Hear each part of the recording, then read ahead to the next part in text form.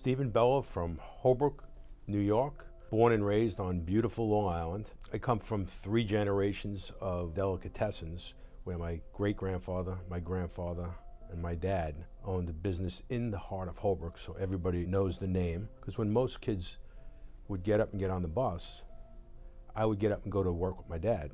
He instilled in me a sense of, self-respect, honesty, integrity. You can go to school, you could learn, you could self-educate, but some of those life lessons, they stay here and they carry you through life. And they really have. Even though my dad's been gone a long time, he's with me every day, and there's not a day that goes by that I don't think of him or my grandfather. So at an early age, I always loved to cook, and I really wanted to follow in his footsteps. My mom really wasn't a good cook, but my grandmother, that's where it all came from. My dad was old school. He's like, no matter what you do, you're going to get an education.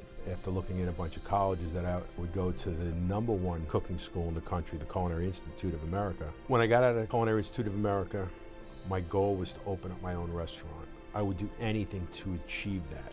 Worked in some local restaurants. In the early 80s, I opened up a restaurant in Babylon Village. I had it for 5 years, very successful. Sold it, tripled my investment, went to the Garden City Hotel.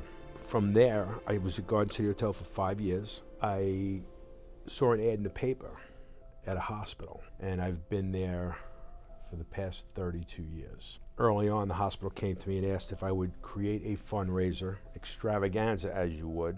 We've raised millions of dollars for cancer research, the emergency department, and a number of other initiatives. So I was always very intrigued with real estate. A couple years ago, I had a friend said, Stephen, you'd be really good at it. Why don't you give it a shot?